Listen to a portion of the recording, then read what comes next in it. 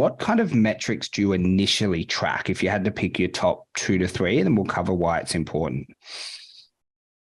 My answer to that is whatever the client says at the initial part. Explain. Interesting. Cool. So what do people hate why do we grow up? So we can decide what we do. People hate being bossed around. Oh, this is our ex-coaching lesson. Let them pick. This is a previous one we did. All right, keep going. This is gold. So this is what we did. And I talked to Mama the other day. I created a client-centered approach because, like, ideally, if I was going to go purely data, it would be weight, it would be photos, and it would be intake of food. But not everyone has the skills to do that because, tracking food's actually a pretty tough job to do it really well. And a lot of people have issues with the scale, and a lot of people have issues of getting clients to take near nude photos themselves and send it to you after the first week. It takes a bit of trust, right? Some people are doing it like day one. They're happy to send you a nude selfie. With my physique world, you get more than nude selfies. You get everything. It's a bit much, but don't start an OnlyFans, mate. No, it's not me sending. I can use other people's OnlyFans. That can get me in trouble. But I got way too many pictures sent to me on Instagram.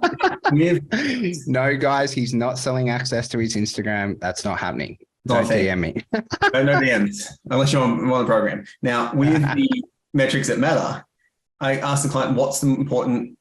when you explain to anyone that metrics matter, you can do it very simply. Is it valuable to you know how much money you have in your bank account? Of course. Is it valuable to know how much you have to spend, to know if you're making more money or less money? Or even your petrol in your car? You need to know, because otherwise your car runs out of fuel, you're screwed. So I say there's a number of metrics that we can measure to see if you're succeeding in the program. And then your goal was to lose weight, your goal was to gain muscle, whatever it was. These are a bunch of metrics that can serve that purpose. Which one of these do you feel most comfortable and most confident in? Because then the client's in control of the process, and it's not taking like an overweight 45-year-old woman who's never been in the gym before to take a picture in a sports bra and a shorts where she doesn't feel comfortable. She can be like, I can be really comfortable with, doing a food journal and doing a scale weight once a week. I can be really comfortable with that. And she can see progress there. So it's whatever metric the client sees value in, they get to decide that. Does it take me a little bit more time to set up in the program? Not really. I just put them all in the program and I just say, you just have to fill in this one. So like I get a daily or weekly check-in form that they can fill in what they need.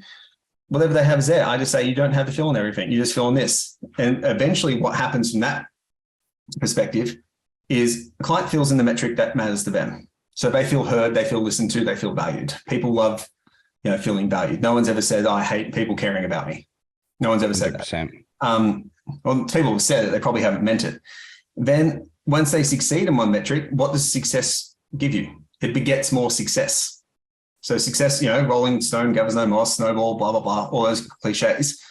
Then they start feeling more comfortable with the other metrics. So the ones that I really like, because then I can make objective, more data-based decisions. So for metrics, it's a really simple one. Ask the client where they like to measure progress and then do that.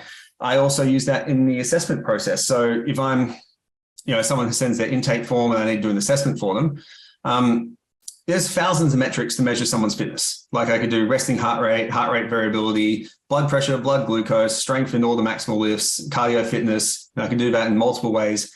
I just send in the metrics and the assessments that relate to their goal. Yep.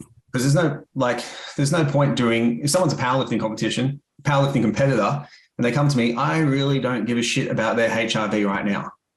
It's not going to, or I don't care about their blood glucose unless they're morbidly overweight. Like none of those metrics matter. But if someone's coming to me wanting to get out of diabetes, I want to solve that problem for them. I want to know. So metrics that matter go into my assessment protocol and they go into my client accountability protocol. And so it's all right. So you have a list of metrics, and then they can select the top 2 to 3. And that within that, am I guessing that you found this in your experience? If they select the metrics they want to track, they're actually more adherent to tracking those and giving you the data? Because I know that's a bit of an issue where people are like, hey, Jimmy, track your nutrition in MyFitnessPal. I'm like, I don't want to do that. It's too hard. And they keep bashing the same way of tracking down someone's throat, and then the client just leaves. So it does help with adherence. Is that how you do it? Yeah, in two ways. It helps with adherence in the way that so the client, obviously chose it. So people are more likely to do stuff they chose. Like if you go out for ice cream, for example, and you want the chocolate and someone chooses like the shit raspberry sorbet that's too sweet. I like sorbet. Well, I'm a sweet tooth. All right, cool. We get you the sorbet. Say we order you like a rum and raisin. You might hate that, right? So you probably not. Don't. All right, you like it. All right, we give you a banana. Everyone else gets ice cream, right? You're not likely to eat that. So people love having a choice. The second thing, and this is really cool, is when providing the accountability, if they can't do the metric, you say, all right, you chose the metric though. So it puts the responsibility back on the client, because rather than them being able to say, oh, you gave me macros and I don't know how to do that and it's too confusing, they've already taken responsibility for it. So if they're an adult, which they are, unless you're training teenagers. Ownership, man, I love it.